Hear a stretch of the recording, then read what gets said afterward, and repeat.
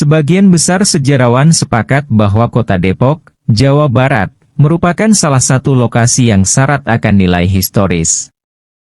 Seperti arus kisah Ratu Ayu Pembayun Fatimah atau disingkat Ratu Pembayun yang pernah singgah di Tapos, Depok.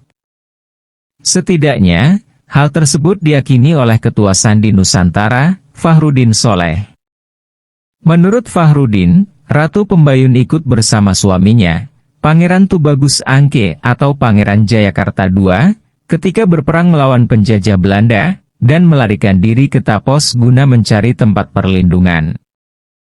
Saat perang terjadi, pasukan Pangeran Jayakarta II banyak yang melarikan diri ke arah barat, selatan, dan tenggara. Di Tapos, yang dulu masih hutan belantara merupakan salah satu tempat kumpul pasukannya, kata Fahrudin, yang juga merupakan pemerhati sejarah kepada.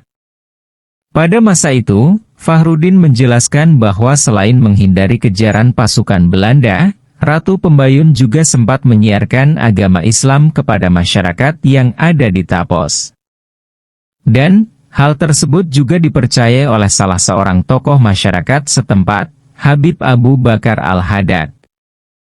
Ya, kalau orang tua dulu bilang, di sini merupakan petilasan Ratu Pembayun saat melawan penjajah, ucap Habib Abu Bakar di Tapos. Silsilah dan perjuangan Ratu Pembayun bersama Pangeran Jayakarta II. Ratu Ayu Pembayun Fatimah adalah anak dari Fathahillah, Pangeran Jayakarta, tokoh heroik yang mengusir Portugis dari pelabuhan Sunda Kelapa, sekarang Jakarta.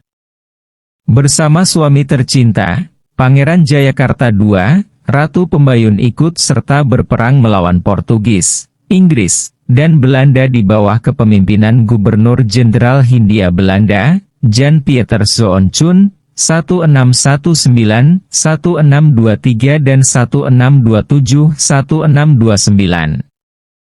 Dalam buku, Tempat-tempat Bersejarah di Jakarta, yang ditulis oleh Pater Adolf Heuken, Pangeran Jayakarta II disebut oleh Inggris dan Belanda sebagai Regent of Jakarta, atau Koning van Jacatra.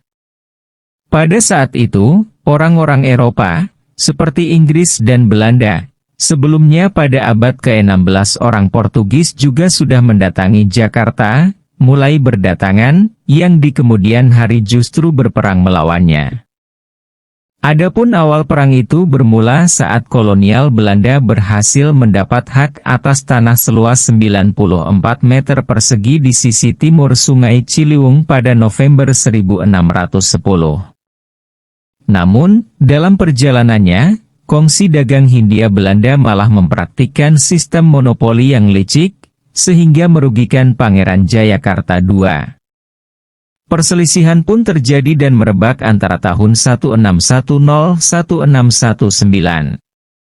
Dalam konflik itu, Pangeran Jayakarta II mendapat bantuan pasukan dari Banten dan Cirebon.